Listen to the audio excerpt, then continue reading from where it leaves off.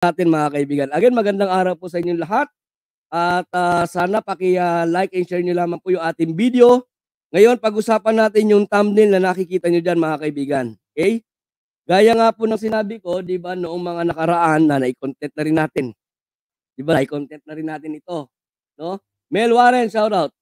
Nai-content na rin natin 'to mga kaibigan, yung mga dokumento, yung mga PDEA documents na na-leak nila o inilabas nila. Actually, hindi po ako naniniwala na na may leak, eh. 'Di ba? Kasi 'pag sinabing na-leak o inileak 'no mga kaibigan, inilabas, 'di ba? Galing sa PDEA mismo, galing sa file ng PDEA, galing sa record ng PDEA, inilabas. And tandaan ninyo itong mga document na 'to mga kaibigan, mga confidential. 'Di ba, mga confidential. Confi 'yan. Mga confidential documents ito mga kaibigan, 'no? Pero inilabas. 'Yun ang tinatawag na 'yun ang matatanggap natin na mayroong leak sa documents. Pero dito mga kaibigan ano, dahil ito content na rin natin before. Techie Mind, shout out Techie Mind. Nai-content na natin ito before 'no mga kaibigan, na itong mga dokumento na ito ay pinatotohanan po ng PDEA na wala po sa record nila. 'Di ba? Wala sa record nila, wala ring naka-log doon sa logbook nila tungkol po dito sa dokumento na 'to at sa kanyang mga kaganapan na sinasabi nilang nangyari noong March 10, 11, 2012 no mga kaibigan, wala po no'n, 'di ba? Pero inilabas at kumbaga very confident etong si Maharlika at very confident din yung mga DDS vlogger na sumakay sa issue na ito, 'di ba mga kaibigan? And nalaman din natin from the PDEA, naglabas po sila ng statement na pinasinungalingan talaga nila.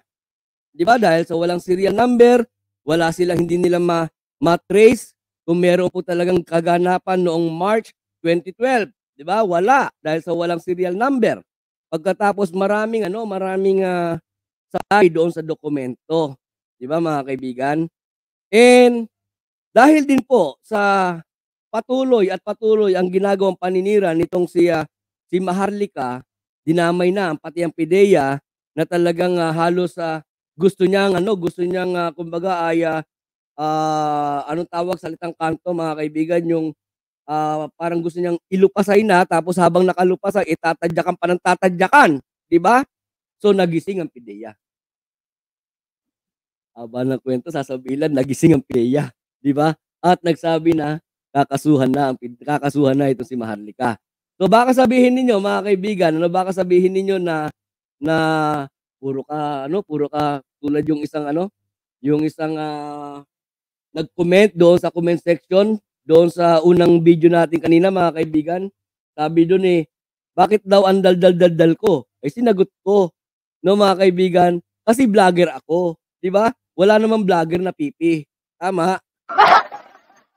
Mahirap naman na live tayo. Pagkatapos magta-type lang kayo diyan, pagkatapos ako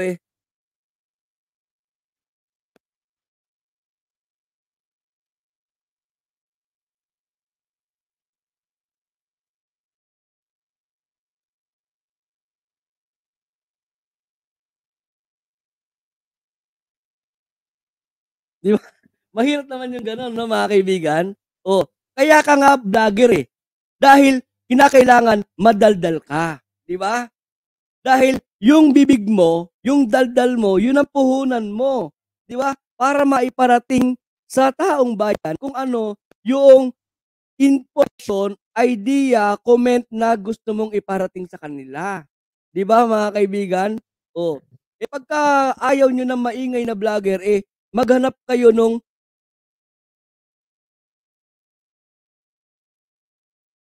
'di ba, yung pipi na vlogger.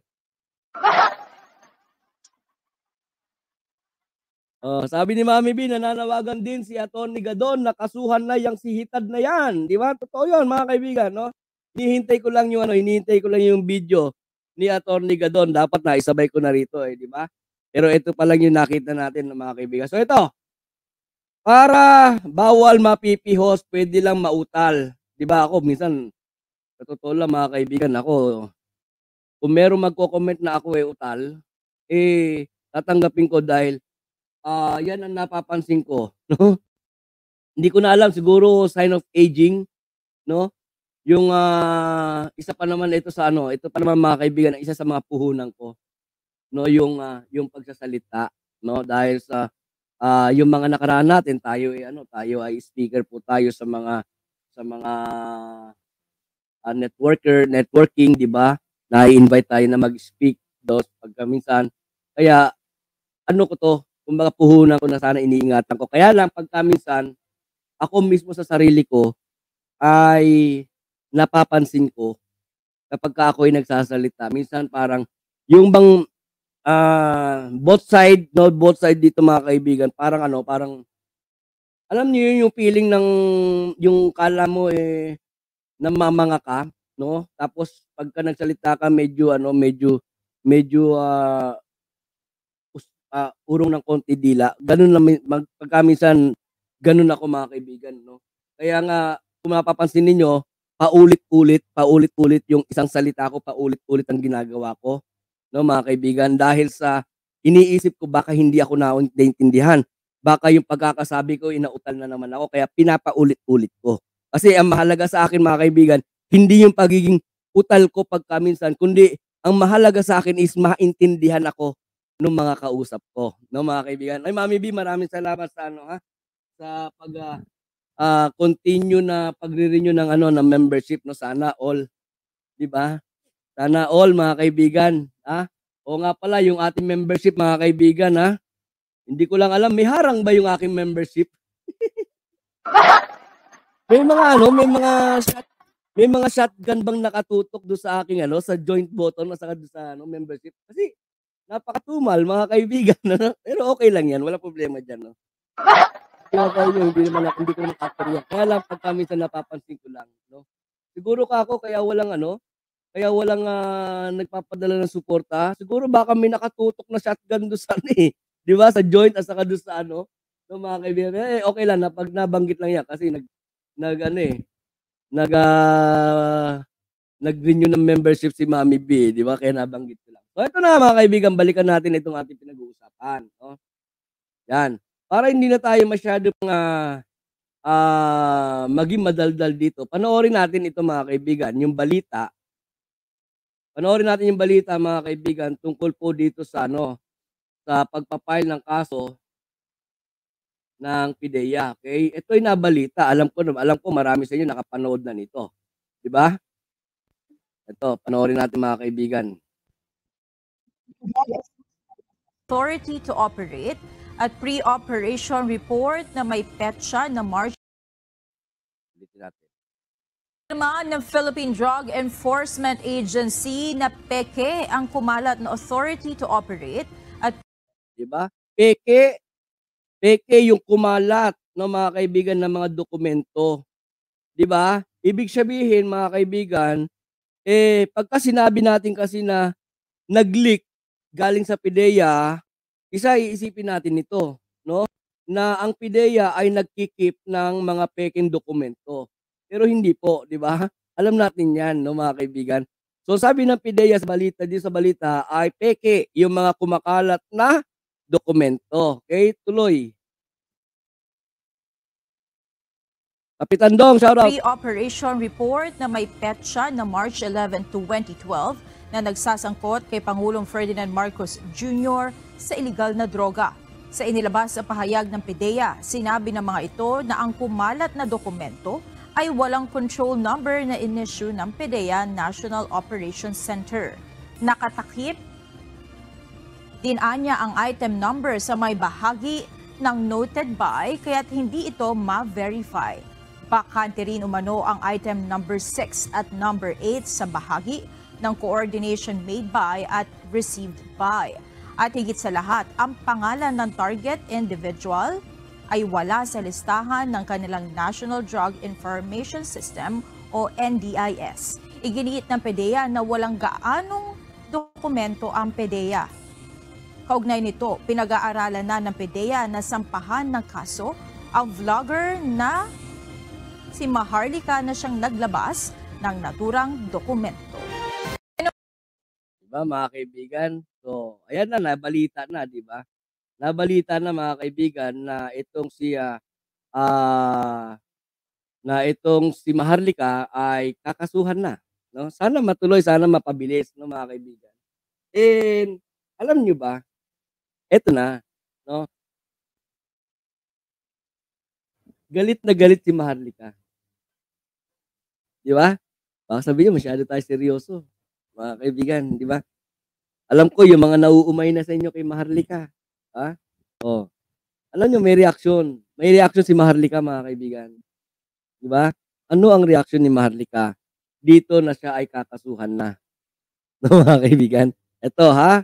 Oh, panoorin natin yung reaksyon po ni Maharlika, mga kaibigan, na ngayon at siya ay kakasuhan na, no? Ano ang kanyang reaksyon? Ha? Yan. Pasok.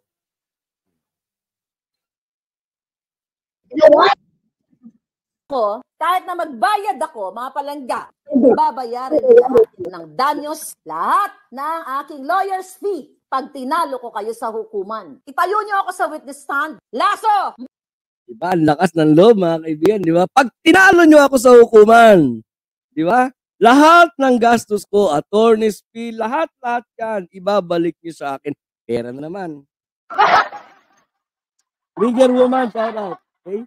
O bakit nga ba, mga kaibigan, kasi puro na lang lagi pera, no? Pera na naman. Oh. Sabi niya, Mami B, humahaba pataas, partner. Meaning ba sinungali ako sa pagsasabi na hindi ko na babasahin yan. Mahaba pala ang ilong mo eh. Walang ganyan na, Mami B. Channel ko to, Mami B. Mami B, channel ko to. Binati pa naman kita na happy birthday tapos merong ganyan. Walang ganyan.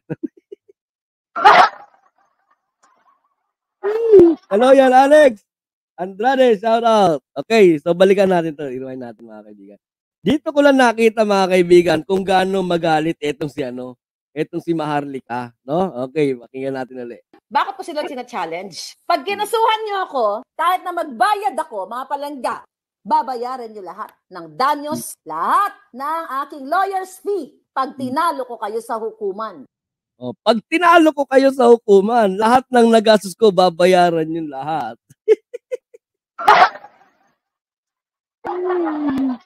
Pera na naman, mga kaibigan. Diba? Naaning na. Naaning na. O naningil na kagad, di ba? Wala pa man, naningil na kagad, mga kaibigan, no? Tuloy.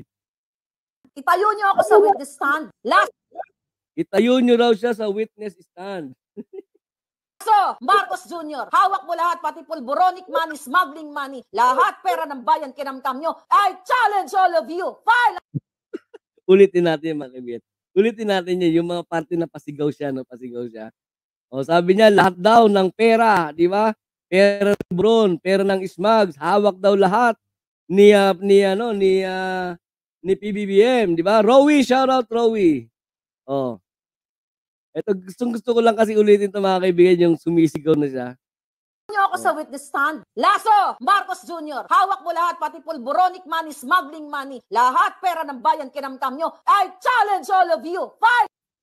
Di ba? Hindi niya alam, mga kaibigan, no? Hindi niya alam na sa sobrang galit niya, di ba?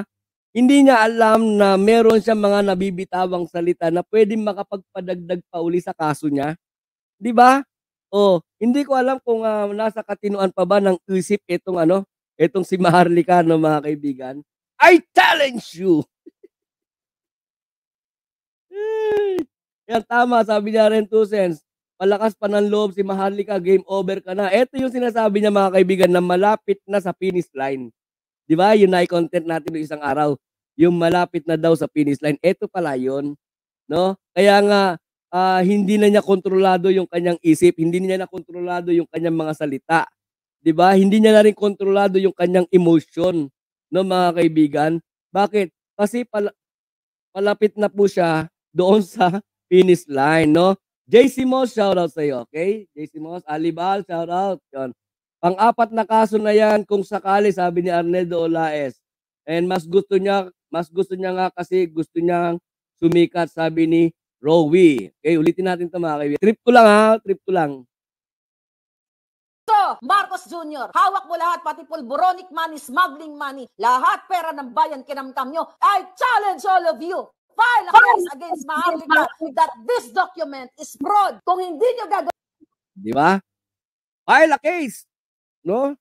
Patunayan ninyo na itong mga dokumentong ito ay fraud, no? Patunayan ninyo na ang mga dokumentong ito ay peke. Sino pa ba magpapatunay?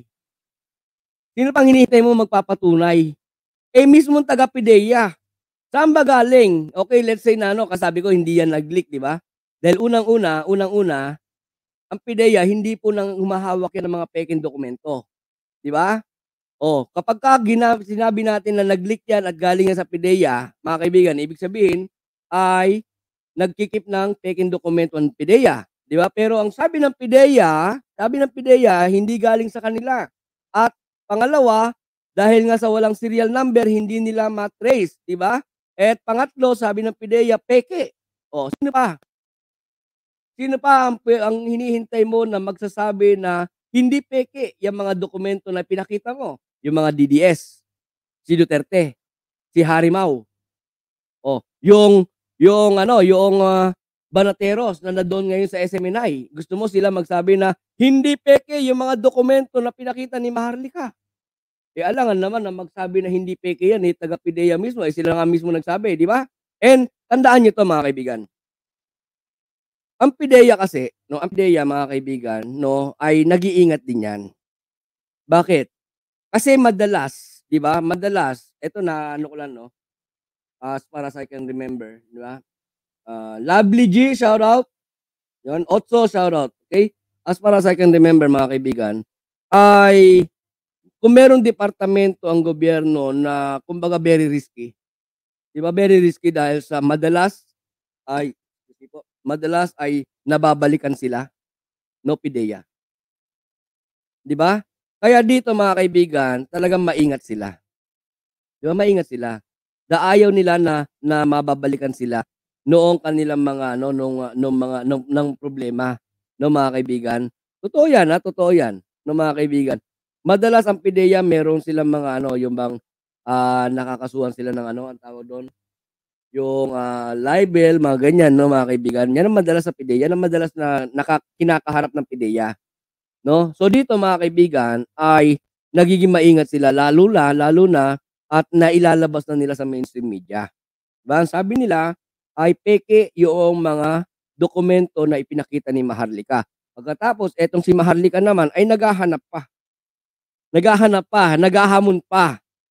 Sabi ni Rowie, di ba, confidential yan. Yun nga, confidential yon. Kung sakasakali na totoo, hindi peke yung dokumento at masasabi natin na ito ay nag-leak galing sa PIDEA, isa pang kaso na naman yon, mga kaibigan, dahil confidential yung mga dokumento na yan. Pero ipinapakalat ni Maharlika. Kaya nga, sa pagsasalita, dahil sa hindi na control ni Maharlika yung kanyang emotion, di ba, ay hindi niya napapansin na yung sinabi niya na the final is near, siya pala talaga yung malapit na sa final. Di ba mga kaibigan? Nabaliw na ng gusto. Sabi ni Lozana Nerpio, sandamakmak na ang kaso ni Hitad, hindi pa rin nagtatanda, di ba? Alam niyo mga kaibigan, matanda na pala talaga ito si Hitad. Biglang pumasok yung matanda. Meron akong picture ni Hitad, mga kaibigan. May picture ako ni Hitad na noong panahon na kita ko lang sa inyo. I just hope na hindi ko pa nabura. Nabanggit kasi yun, hindi nagtatanda no? Ito mga kaibigan. Ito nung panahon na umaalindog pa ang pisngi ni Maharlika, mga kaibigan. Ready na kayo? Gusto niyo makita? Yan yung panahon, kaibigan, na umaalindog pa yung pisngi ni Maharlika. Sabi ko sa inyo masyado akong sinisipag, mga kaibigan. Masyado ako sinisipag sa paghahanap at kung ano-ano tuloy nakikita ko, Pati yung dati pang maalindog pa yung pisngi dati ni Maharlika, mga kaibigan. Nakita ko. Di ba? Okay. Ba to? Wait lamang mga kaibigan, sinusumpong na naman ako. Marcos Loyal, PBBM, shout out sa iyo, okay? Gandang gabi, Sir Al. Napakaubod ng kasinungalingan ni Butanding sa LS niya ngayon. Lang sarap murahin ng ang putyang pating na Roque. Okay. Ayan, murahin nyo na, murahin mga kaibigan. Sabi ni Kaloyal Alex Andrade, napakanta tuloy. And now, the end is near. Tuloy natin ito mga kaibigan. Yan, I'm waiting for you to file a case within 1 week. Pag hindi nyo ginawa na nag-file kayo ng case dito sa Amerika, dito kayo pumunta, wag kayo dyan mag-file sa Pilipinas. Jutang